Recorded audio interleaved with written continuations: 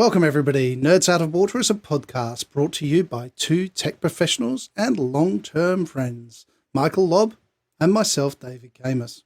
Both have worked in various technical careers and have switched to running and owning their own businesses, taking them out of little fish ponds into a sea of sharks. Michael runs TeamScale, whose mission it is to reduce risk in software development projects, allowing visionary founders and talented developers to deliver amazing software on time and on budget. Thanks, David. And David runs One Bright Cloud, where he has a view towards a future where AI is commonplace and autonomous vehicles provide transportation to your location with the smallest energy footprint. From time to time, we'll be joined by guests ranging from people in business to technologists and every role in between. We challenge our own perspectives and we try to see things from each other's perspective. You don't always need to agree, but after listening to this podcast, you'll definitely have an idea. David, today we're talking to Lucas Ramos, who is in a finance role, and his goal is to take a typical finance or chief finance officer role from being the back of house, number crunching role to being a strategic business partner. He's really passionate about data science and analytics, and he has a startup and innovator mindset. So he crosses over between creative and the data set type of thinking, as well as having expertise in the creation of robotic process automation, and and deployment and scaling of technology. I'm really happy to introduce our next guest, which is Lucas Ramos.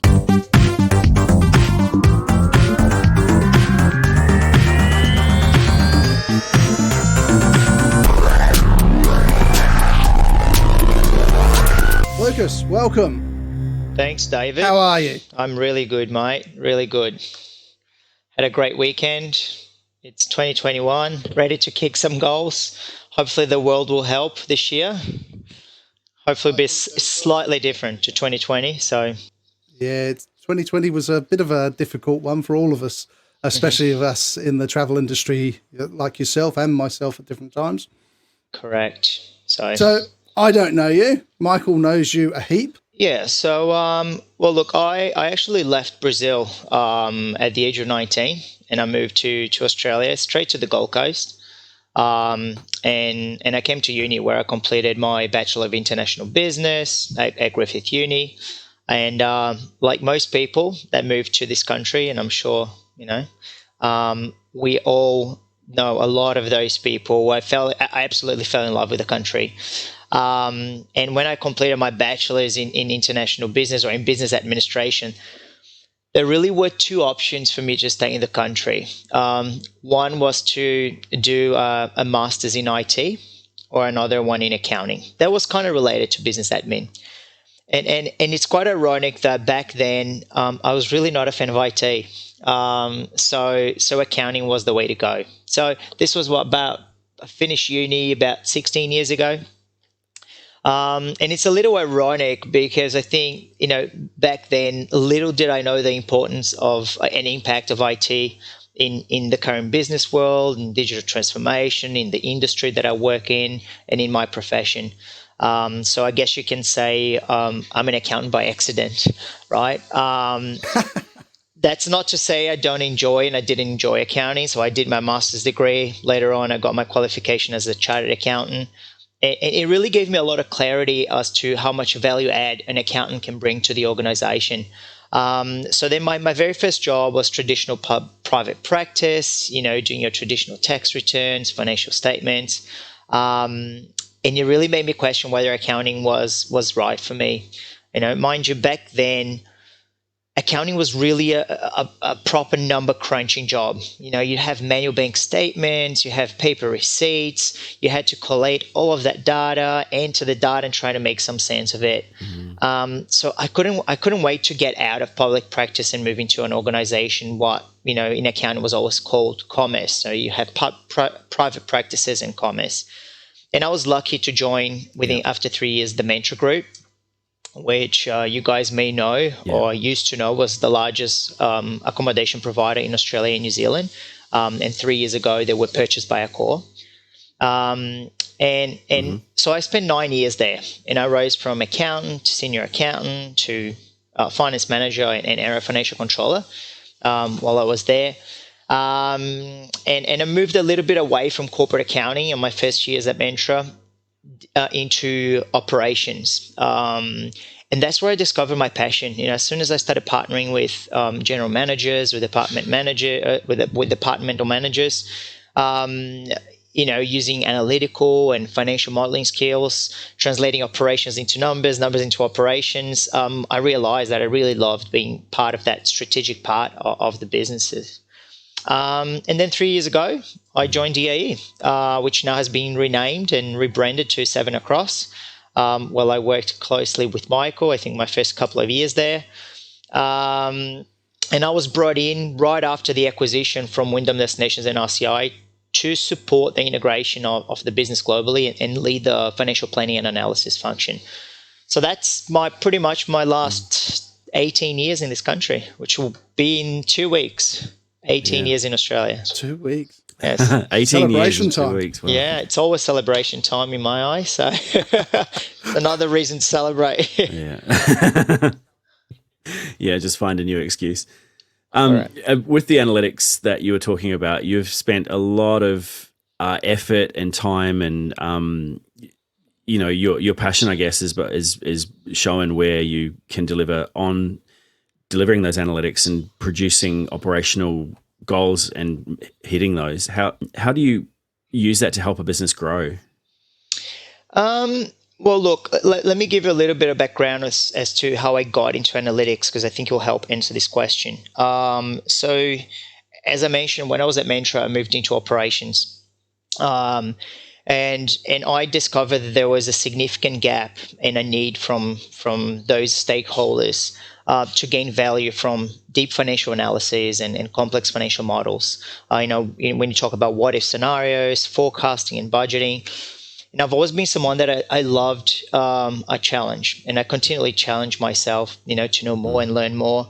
So during the time, I started exploring our business intelligence tool back then to harness a lot more data. And I started exploring a variety of courses online on the subject matter. Now, I think around then, 5-6 years ago, was when there was an explosion of courses online.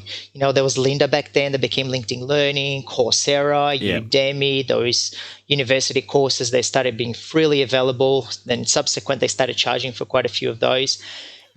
And that's when I got to learn about the terms business analytics and data science. And I started exploring a lot more, and I started taking some business analytics courses and data science courses.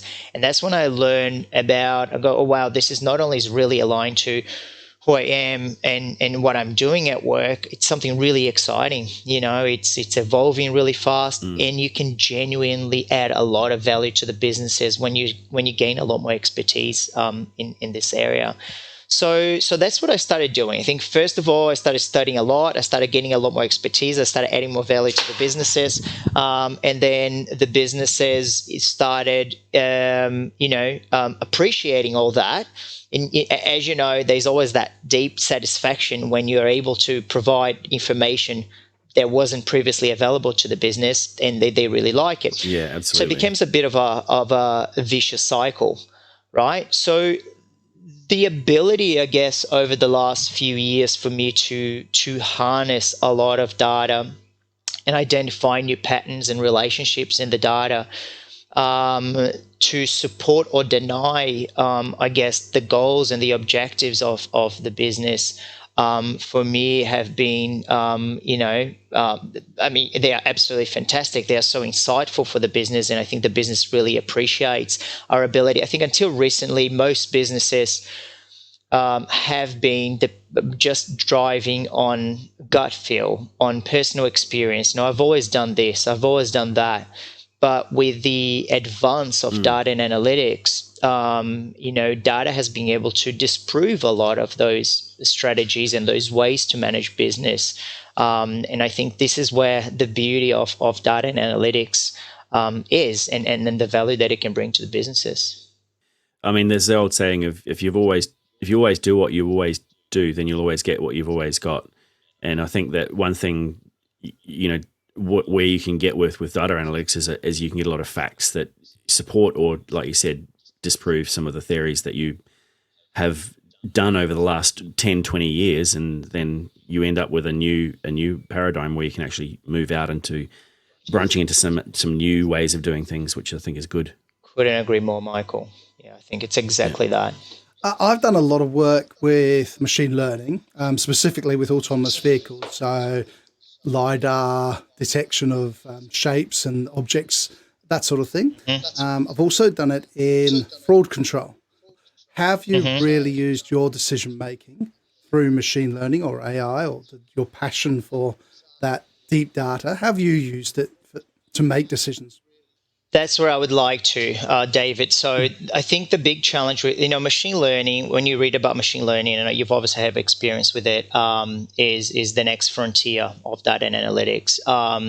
But it's a very sophisticated amount of analytics. And I know there's a lot of hype around machine learning, and I think once you navigate through that hype and you try to identify what's the true value that it can bring to the business, you really need to understand how to successfully implement machine learning. And to successfully implement machine learning, it takes probably about, look, I say in most organizations, it's probably going to take you a good 2 to 3 to 5 years of a digital transformation journey to create the necessary environment to then support machine learning.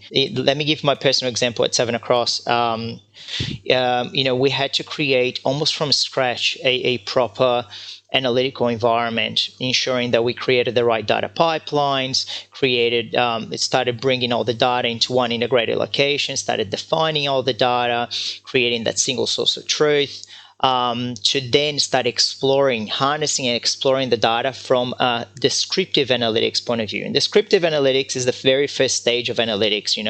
You've got descriptive, then you move over to predictive and prescriptive.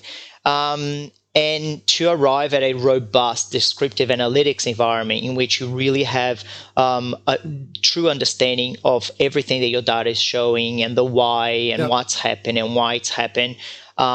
Again, it takes a fair bit of time for you to move over to a predictive model, which is usually driven by machine learning. You need to use a lot of that historical data. So you need to have understanding of all the historical data. Is it clean? Is it accurate? Have we got the quality and the quantity of data necessary to fit into this machine learning model? That's awesome. I have noticed that a number of businesses, especially large businesses, rely on the data that they already receive to feed into their pipeline. And they don't look at what you've just said about it being accurate, a single truth, and it be the central truth where it isn't manipulated. A lot of people get halfway down this journey and realize that the data they're using is already being manipulated, so it's already incorrect. Yeah, I'll add a couple more things to that. I think I am half analytical and half visionary. And by that, I mean, I'm always trying to think where the business really should be in the next 3 to 5 years. Those big dream, a big picture kind of guys. But at the same time, I'm super analytical, which means my mind is at direct conflict with that vision. And I'm trying to utilize facts, results, data to support or deny that vision. So when I come up with, I go, okay, hey, in 3 to 5 years, we want to have 3 or 4 solutions that will be driven by machine learning because, predictive forecasting, a recommendation engine, an intelligent chatbot, etc. But in order to arrive at that, what are the common pitfalls that organizations have when introducing machine learning? What are the learnings that we can have from all the larger and medium-sized organizations that have just followed the hype of machine learning, thinking that machine learning is a one solution fits all and it's going to solve all the world's problems, and they go straight into the machine learning model without understanding all the steps they need to take to successfully introduce that model. So that's why I think I have educated myself a lot in the subject matter. I've done a number of courses last year, and I'm trying to take the prudent steps and approaches to enable that successful implementation of machine learning model, because it is a large effort. It's going to take a lot of time from a lot of people, which means it's a big investment from an organization. And if you're leading that project, you don't want to fail. So No. It was interesting. At the end of last year, I got asked, can you just implement Industry 4.0 and put it on a dashboard for me? Exactly. And the answer is yes. Just give me 3 to 5 years. No. I think they wanted it in 3 to 4 weeks. The answer is always yes, with enough time and money. Exactly. Yep. With 2020 being the way it has, and I know that you're in the travel industry. We all have links to the travel industry in places. What are some of the strategies that you've used to keep the business sustainable? Well, that's a very interesting question. 2020 in the travel industry, I think tough is an understatement. I think there's a couple of main things that I did throughout 2020. First, especially in the early times, in the early days of the pandemic, was to structure the team in a way that we could be pretty much ready for that crisis management mode. So that means, people, data, financial model, resources for short-term decision making had to take priority over other projects and tasks. And let's get together. Let's sit and walk through everything that we had planned to do. Let's just scrape most of that. And our priority now is we are available for that crisis management. And aligned to that, but more from a leadership point of view, is I really tried to be, even though at times it was very difficult, the best leader that I could. We went through very uncertain times, especially the first 3 months in the organization. Globally, there were people that were impacted in the travel industry in general, as we know, we would have heard in the news. So maintaining positivity during the uncertain times. We all hear about the lead by example motto. And I think this was very true in 2020.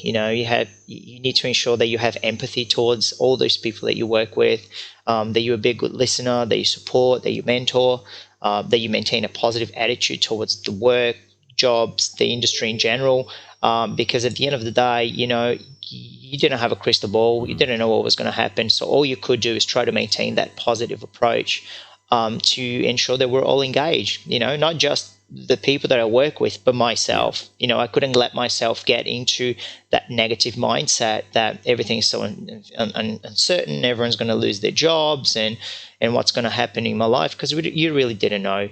You didn't know what was going to happen. So, I think we really needed to embrace those values. In the end, unless you have an engaged and positive workforce, you can't reach any of the short, mid, or long-term goals. And we had so many short-term decision-making goals throughout 2020, probably, especially in the world of finance and analytics, was probably the busiest time of most people's lives. It's definitely the most challenging and busiest times that I went through in the last 18 years. And talking to people who have been in the industry for 30, 40 years, they said the exact same thing. It's been the same in technology as well. Lots of short-term decisions to get us through this year.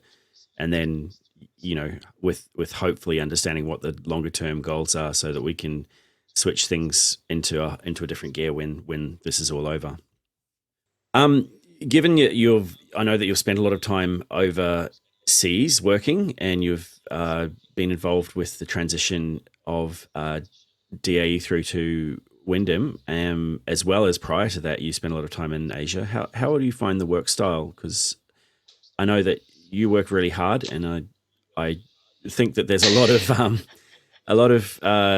similarities in some places. So how do you find the work style across borders? Look, I've been to Singapore a few times for work while working at Seven Across. And I work very closely with the team over there. I think prior to that, personally, I've been studying Mandarin Chinese for the last 8 years. As I told you guys, I love a challenge, and I don't know why I ever gave myself that challenge, because that's by far way harder than learning data science and machine learning.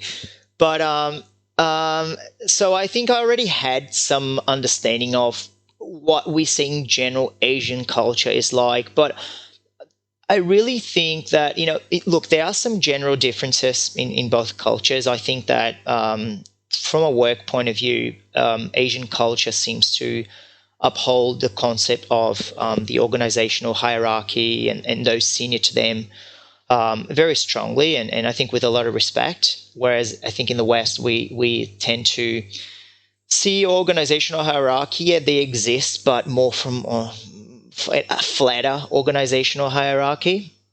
But I really think that in the end, we're all individuals. And I say that, I think there's always certain similarities that we can all bond on, be it food or music or sports or studying a language.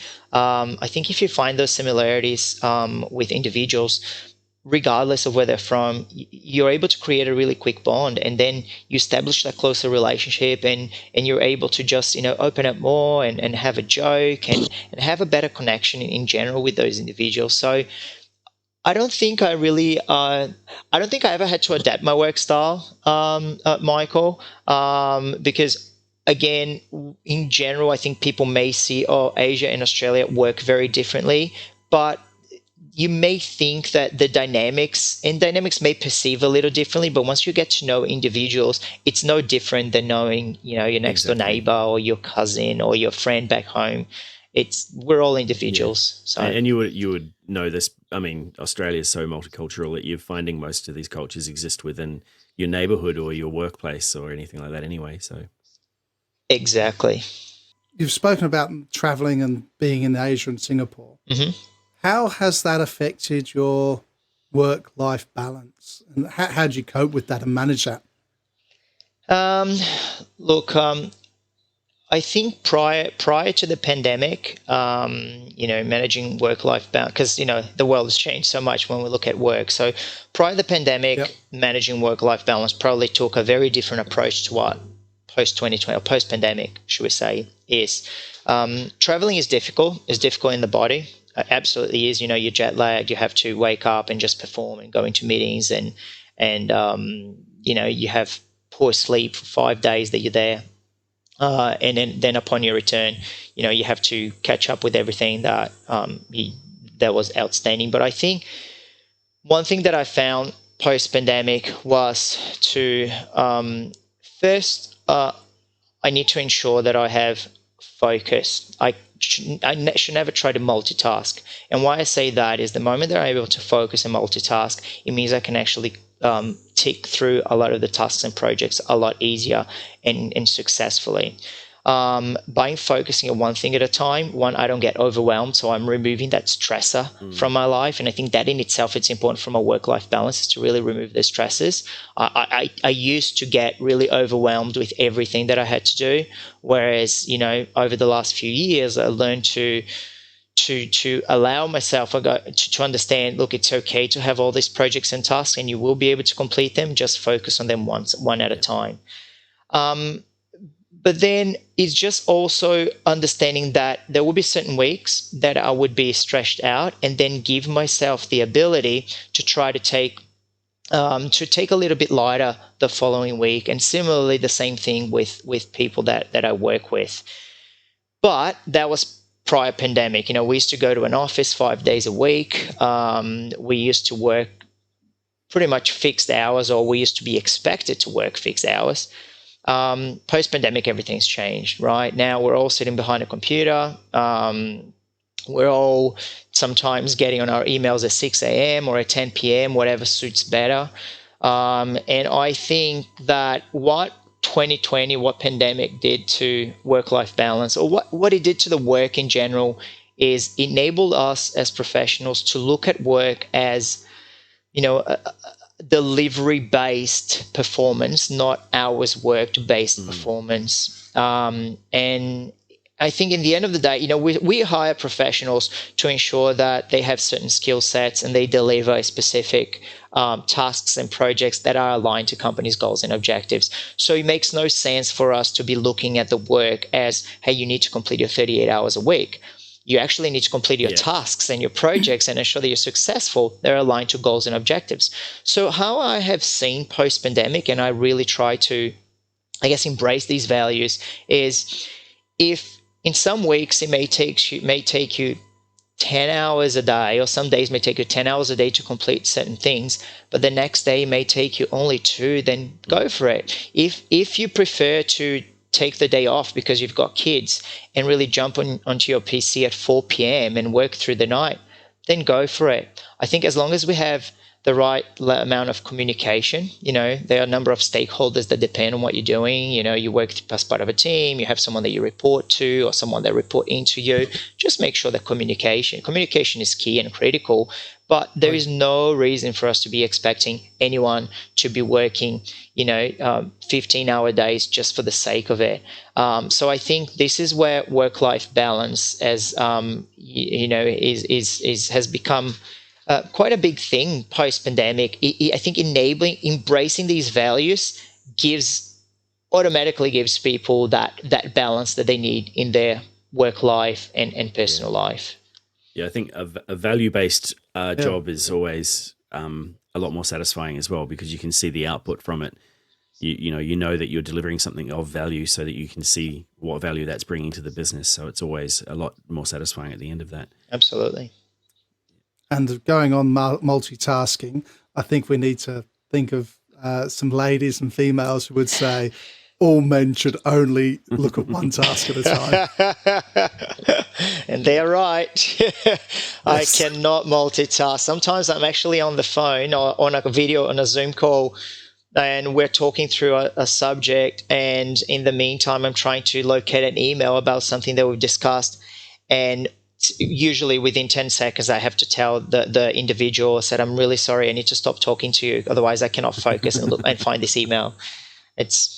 I don't know if it's a stereotype, but I definitely follow that stereotype. No comment.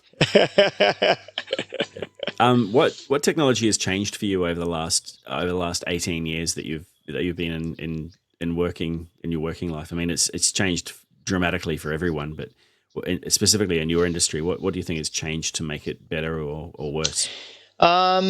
Look, there's been so many, technology that has actually changed. But I think probably, I think if I look back 15 years ago, larger organizations already had an ERP system.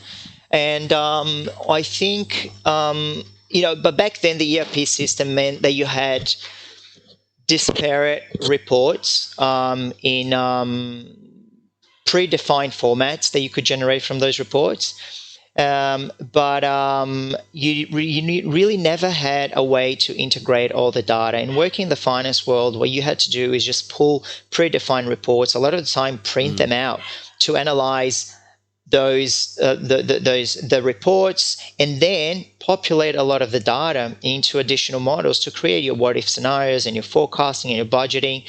Again, before we mentioned about the single source of truth, was it a single source of truth? Well, it was the source of truth from the ERP. And the ERP was actually pulling data from potentially another reservation system, and at times populated in by a person. So there was already, a lot of data integrity issues. Subsequent to that, you pull those reports, and a lot of times you manually input data into another Excel spreadsheet with your own way to define that data, not a corporate governance, a data governance framework. Now, that was until the introduction of business intelligence tools, right? And I think that's probably what's changed the most, especially in my world of finance. And I know that I'm a lot more into analytics, but around the world of finance was the introduction of business intelligence tools that really enable organizations to start thinking about truly integrating all of their data into one location, ingesting the data from all various sources into one single analytical environment, and then utilize the business intelligence tool to harness the data and to create reports. So business intelligence tools enable us to automate a lot of the data input, and spend a lot more time in actually extracting data that has already been defined, that is accurate for strategic decision making in the business, right? It enables you to be quicker with your what if scenarios, with your forecasts, with your budgeting. There's a term floating around in FP&A, which is financial planning and analysis, which is all about agile financial planning and analysis. And until a few years ago, in many organizations, professionals in FP&A still spend a lot of time crunching numbers and collating data. But Agile is all about that automation and integration of centrally defined data, and enables professionals to actually extract the data in an agile manner, and every week, every 2 weeks, reforecast, rebudget, dice and dissect the data specifically for marketing or for operations or for sales, and utilize their analytical skills to really partner with the organization. So I think that's probably one of the biggest changes. And I really can't wait for the next 10 to 15 years, because I can just imagine what automation and the augmented intelligence, I should say, that we'll have as a result of AI attached to many of these applications and tools will enable us to do as professionals. Yeah, definitely. Do you have a favorite set of tools? Look, my favorite tool and application, something I've been working, and a lot of organizations have it. It may sound probably a bit cliche, should I say, but Power BI is, between Power BI and Tableau, they're two of the largest business intelligence tools. I think the power of Power BI is incredible, and it keeps growing on the daily. It's not just a visualization tool. I think the visualization capabilities of Power BI are second to none. But the ability to integrate data sources in an automated basis, the amount of connections and connectors out there are growing every day. So it really enables you to connect data sources from all sorts of business applications. Then once you connect the data, how powerful that tool is to transform that data, to create the relationships in the data, to mash up data sets in a very quick, easy to use way, to create the KPIs and the metrics that your business needs to understand performance. I absolutely love it. I'm a massive fan of Power BI. Yeah, I have to say, about 6 or 7 years ago when I was using Power BI, even back then it was a really incredible tool for pulling those data in, to manipulate them, to be able to put them into a simplified dashboard. Yeah, back then was still part of Excel, wasn't it? Or it was just, It was just changing over when I saw it, when I got it online. Yeah, so. Lucas, we have 3 questions that we ask everyone we're talking to, and it's as we come to the end of the podcast. What would you do differently if you had the chance to do it differently? I would have probably tried to learn all about IT, and at least the concept of how computers work, hardware, software, information systems, databases, much earlier in the piece. When I was at uni, a 19-year-old, and I was not a fan of IT. I wasn't one of those geeks that grew up coding or anything like that. I was a geek in my own way. I liked maths and I liked science. And I love geography, but I was never a big fan of IT. And I still remember at uni learning information systems, the one subject in information systems, and I did really poorly because I remember thinking, when am I ever going to use this? How ironic, right? So, so over the last 5 to 6 years, that's where it really hit me in the head. They go, oh wow, like I am so far behind my knowledge of IT in general, of data structures and data schemas and information systems and connection and network, etc. And all of that is absolutely critical for a finance professional these days, especially because finance is morphing into sophisticated analytics, and sophisticated analytics is driven by very sophisticated softwares. And databases and cloud applications. So it's really important to have that knowledge. So it's obviously taken me a little time, and it's been a big learning curve for me, especially in the first 2 or 3 years, learning these things. Now I'm finally at a stage that I feel pretty comfortable, I think, with my knowledge, at least for the realm of data science. Should I say the realm of data science is very broad. As you start going to sophisticated machine learning, neural networks, deep learning, it's not quite there yet. But at least from an analytics point of view, coding or languages like R and Python and SQL, at least I've learned the basics of those to be able to manipulate and query some data sets. So that's probably what I would have done differently. Is try to be a little bit more enthusiastic about IT back in the day. Yeah.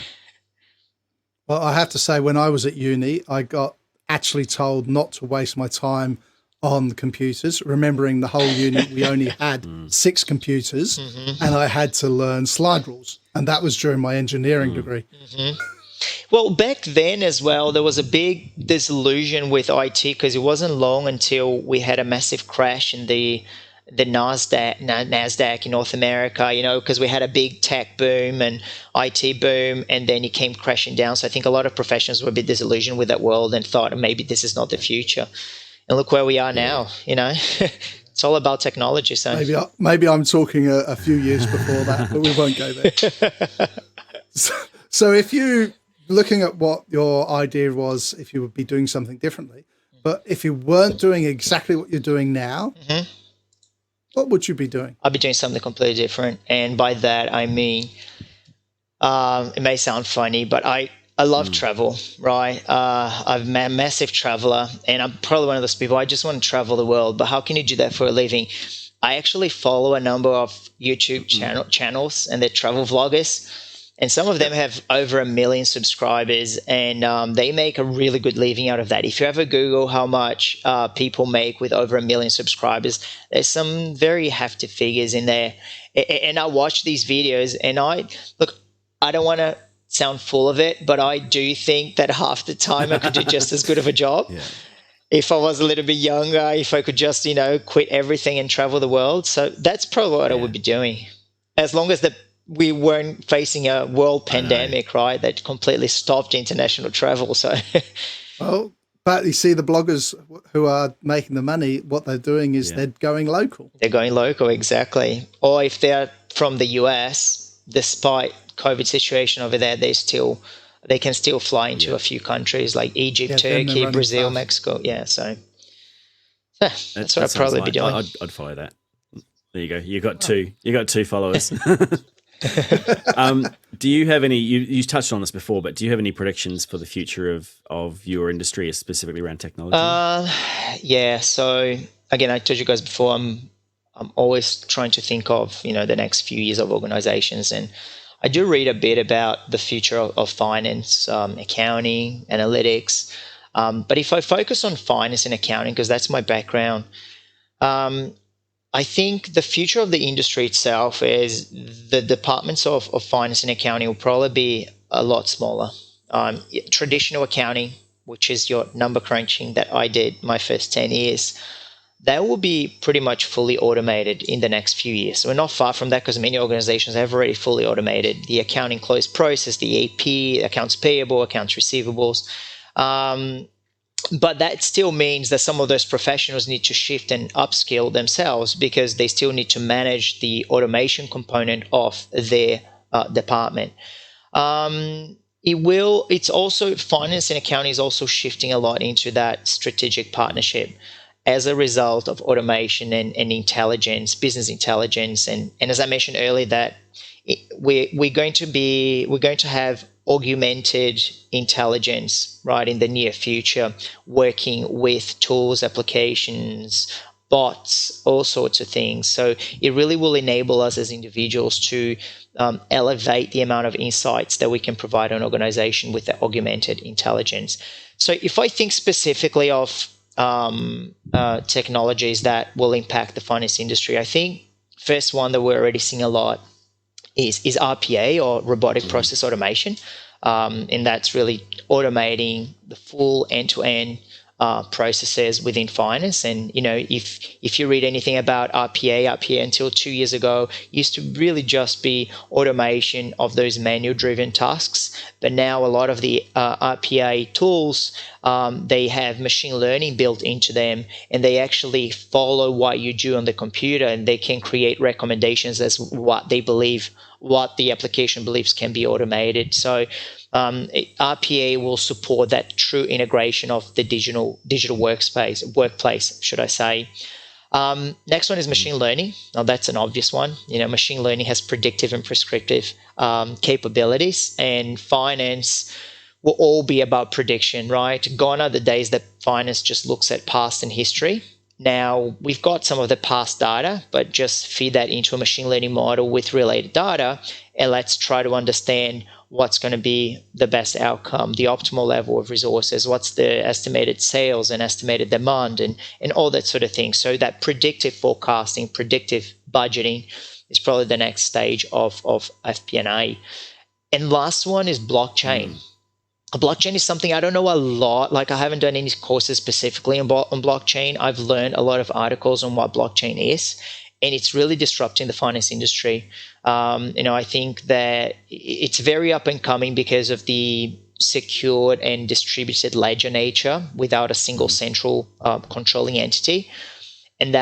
So a lot of organizations are hiring blockchain experts to design applications for processing payments and funds transfer, for loyalty rewards, to monitor supply chains, to share data. And that in itself is very, very secure compared to existing applications out there. So I think probably those three pieces of technology will impact the most. Interesting. Yeah, the blockchain stuff has got a huge impact in a few industries, I think, and especially finance and health as well, I think. Yeah. Lucas, it's been wonderful to have you on the show, and thanks for sharing all of that information with us. It's like all of this information came out of your head, and now I've got to process it. So. No, thanks so much for having me, guys. It's really nice to hear someone who's as passionate about AI and blockchain as I am, because I come on here and Michael starts shaking his head. Here we go again. Oh, no. So, Lucas, thank you very much for that.